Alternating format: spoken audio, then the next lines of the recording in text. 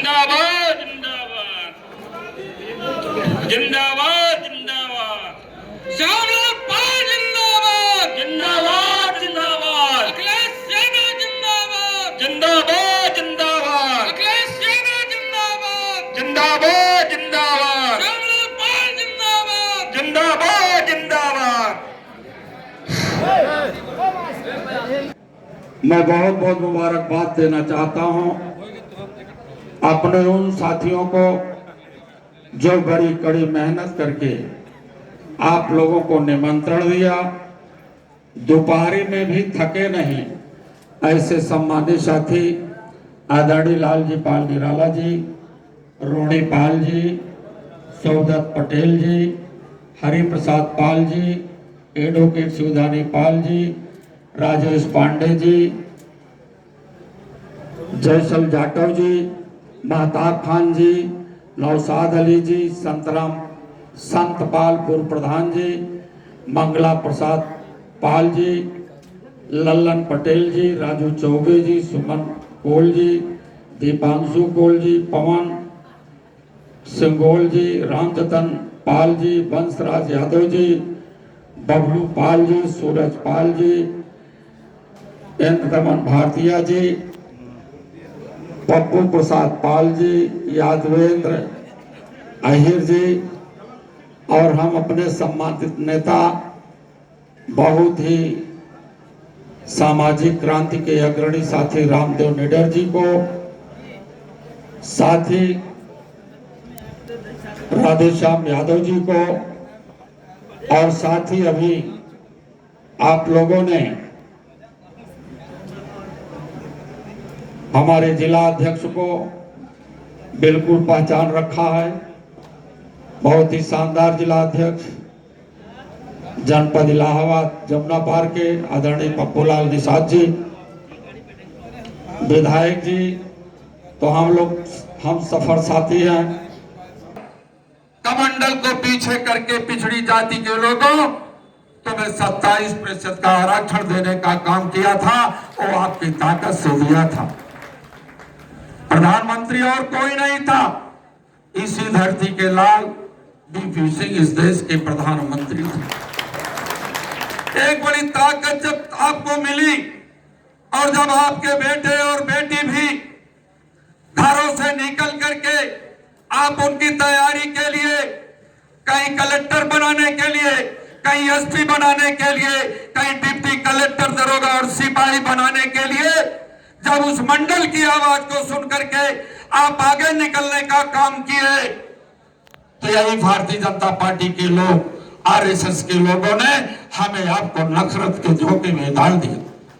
Galleria Yadav के पास न बैठे, यादव कुर्मी के पास न बैठे, कुर्मी कोयरी के पास न बैठे, पासी आदिवासी के पास न बैठे और इतने नफरत पैदा कर दिया कि आज भी वो आग जल रही थी, लेकिन 10 सालों में आपने समझ लिया वो घंटा बजाने वाला व्यक्ति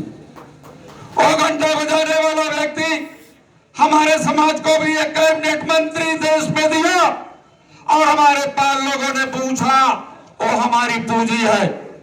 जिस पूंजी को माननीय धरती पुत्र मुलायम सिंह यादव ने बनाया था, वो पूंजी धरती पुत्र मुलायम सिंह एसपी बघेल को घंटा पसंद में आ गया और किसानों की आवाज, नौजवानों की आवाज पसंद नहीं आई।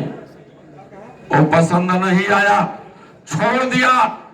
लेकिन धन्यवाद धरती पुत्र मुलायम सिंह यादव जी, आप तो इतना करके गए हो देश के किसानों के लिए। ये दुगनी आय करने वाले किसानों से आप लोगों ने सवाल किया? दुगनी आय करने वाले उन नेताओं से सवाल कर लेना, आप लोगों के बीच में बहुरूपिये के रूप में आएंगे। ये बताओ दुगनी आय करने वाले लोगों, किसानों के लिए आपने क्या किया?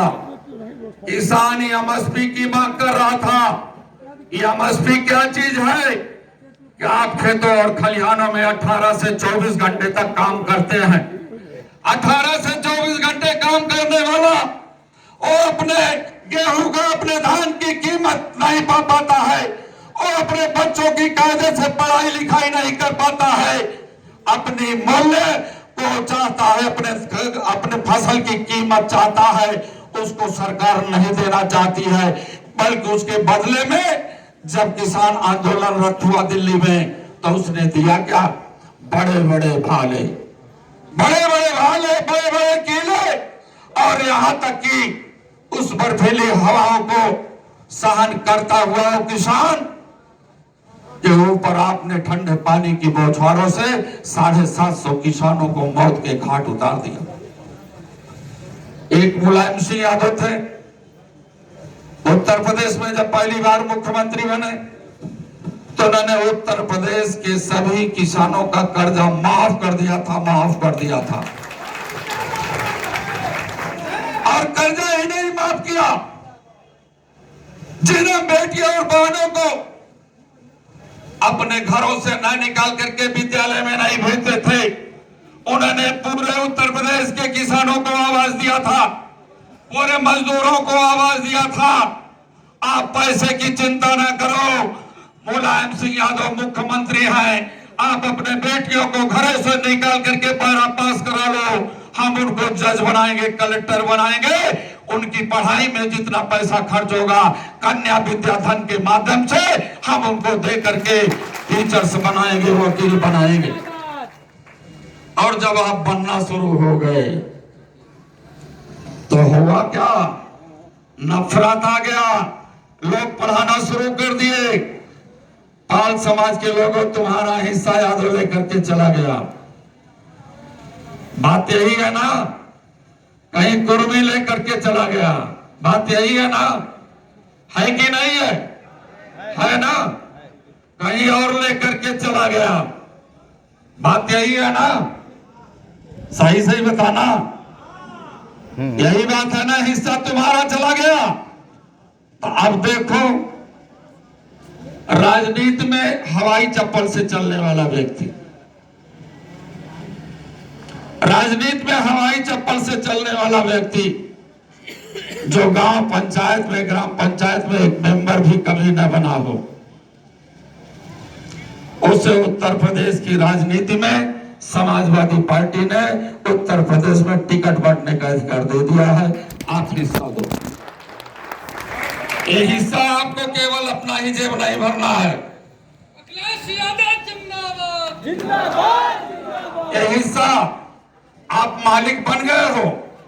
अब ये चाहो कि 403 विधानसभाओं का टिकट हम ही ले लें, तब मलिकाना नहीं चलेगा। बात समझ रहे हो कि नहीं? पीडीए बना है, पीडीए, सबका सम्मान होना चाहिए। पाल बघेल के लोगों, सबकी हिस्सेदारी बांटना पड़ेगा। और बटेगा कैसे? सबको सामाजिक न्याय मिलना चाहिए। सामाजिक न्याय मिलेगा कैसे? बाबा साहब डॉक्टर अंबेडकर जी आपको आरक्षण देना चाहते थे, लेकिन संविधान सभा के लोगों ने कहा, ए पिछड़ों, तुम्हें आरक्षण तब तक नहीं मिलेगा जब तक तुम्हारी जाति जनगणना नहीं होगी। उसी जाति जनगणना की लड़ाई आदरणीय अखिलेश यादव जी पूरे देश में मुहिम डाल दिए हैं। और उसी जाति जनगणना के लिए राहुल गांधी और अखिलेश यादव जी कंधे पर कंधे हाथ मिला करके एक साथ चल करके इंडिया गठबंधन के अलायंस के प्रत्याशियों को जिताने की बात कर रहे हैं। जब तक जाति जनगणना नहीं होगी तब तक चाहे पाल होगा, चाहे यादव होगा,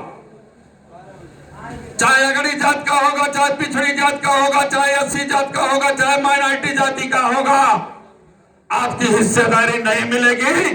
जिस दिन आप अपनी जाति जनगणना करा लोगे, डॉक्टर राम मनोहर लोहिया ने कहा था कि जिस जात की जितनी संख्या है उसी संख्या के आधार पर सबकी हिस्सेदारी दे दी जाए। तो पहले आप अपनी जनगणना करा लो। पाल समाज के लोगों, कल आप ये कहते थे कि अरे और बिरादरी के लोग मेरी वोट विधानसभा में कम गिनते हैं, कम गिनते हैं। हम 30,000 है तो कहते हैं कि नहीं तुम 10,000 हो। ये हर जातियों के साथ लागू है। कहीं प्रजापति के साथ लागू है, तो कहीं विश्वकर्मा के साथ लागू है, कहीं नाई के साथ लागू है, कहीं मौर्य के साथ लागू है। अपनी अपनी संख्या सबकी बढ़ा करके रखते हैं। आप कहते हो कि हमें ऊपर का नेता कोई पहचानता ही नहीं है। ये बताओ, अगर नेता आपको न पहचानता होता तो हवाई चप्पल से चलने वाले श्यामलाल पाल को, आपके बेटे को प्रदेश का अध्यक्ष क्यों बनाया जाता? आपकी पहचान इस जमुना पार में ही नहीं है। आपकी पहचान पूरे उत्तर प्रदेश में ही नहीं है। आपकी पहचान पूरे भारत में ही नहीं, पूरे विश्व में है, पूरे विश्व में है। पेरियार रामास्वामी नायकर जो एक समाज के सामाजिक क्रांति के अग्रदूत थे, उन्होंने यूनेस्को ने, जो संयुक्त राष्ट्र संघ है, उनकी एक संस्था यूनेस्को है, यूनेस्को ने पेरियार रामास्वामी नायकर जो गडरिया बिरादरी के थे, उनको पूरे एशिया का सुकरात कहा था, पूरे एशिया का सुकरात कहा था। लेकिन हम भूल गए अपने पूर्वजों को। भूल गए कि नहीं भूल गए? भूल गए कि नहीं भूल गए? बताओ, उनके विचार क्या थे? उनके विचार, महात्मा फुले जी के विचार क्या थे? आप भूल गए। वो बेटियों के लिए पहला स्कूल खोला था। सावित्रीबाई फूले जो माली बिरादरी के हैं, और वो माली बिरादरी का व्यक्ति जो फूल की खेती करता है, और उसी फूल की खेती से फूले नाम पड़ा। और आज उत्तर प्रदेश में ये जो आपका बेटा है, आपका भाई है, अब इसे फूल मालाओं की कमी नहीं है। जिस सड़क से ही निकल जाता है, जिस गांव की पगडंडी से चला जाता है, समाजवाद के नारे को बुलंद करने वाले लोग फूल मालाओं से गांज देते हैं, मुझे दाव देते हैं। इतना प्यार और मोहब्बत पूरे उत्तर प्रदेश में मिल रहा है। रोटी कपड़ा मकान तो आप मेहनत करके काम कर लेते हो। 18 से 24 घंटे आप कहीं भेड़ों के साथ रहते हो, बकरियों के साथ रहते हो, तो कुर्मी भी 18 से 24 घंटे तक अपने खेतों खलिहानों में बैलों के पीछे रहा करता है। मौर्या का भी वही काम, कोल का भी वही काम, बिंद निषाद का भी वही काम, और नदी के किनारे रहता है।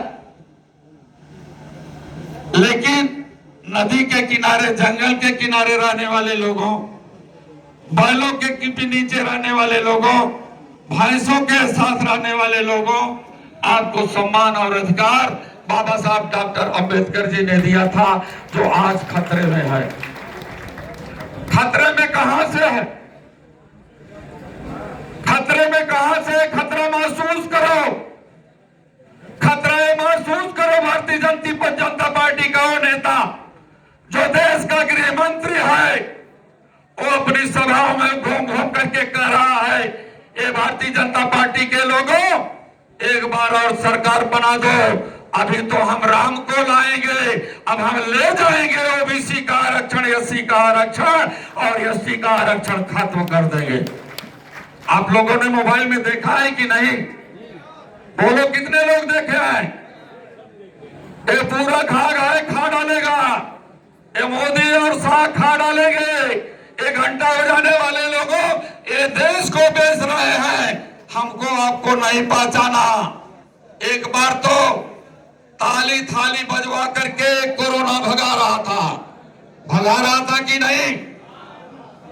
ताली थाली खूब बजवाया और कोरोना को भगाने का काम किया। और जब कोरोना नहीं भगा तो नकली वैक्सीन आपके शरीर में डालवा दिया, नकली वैक्सीन। और नकली वैक्सीन क्या हो रहा है?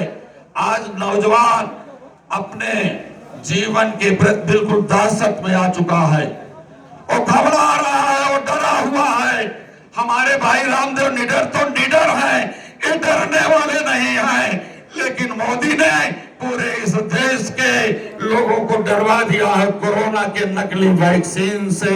ये आदमी का भी नहीं हुआ।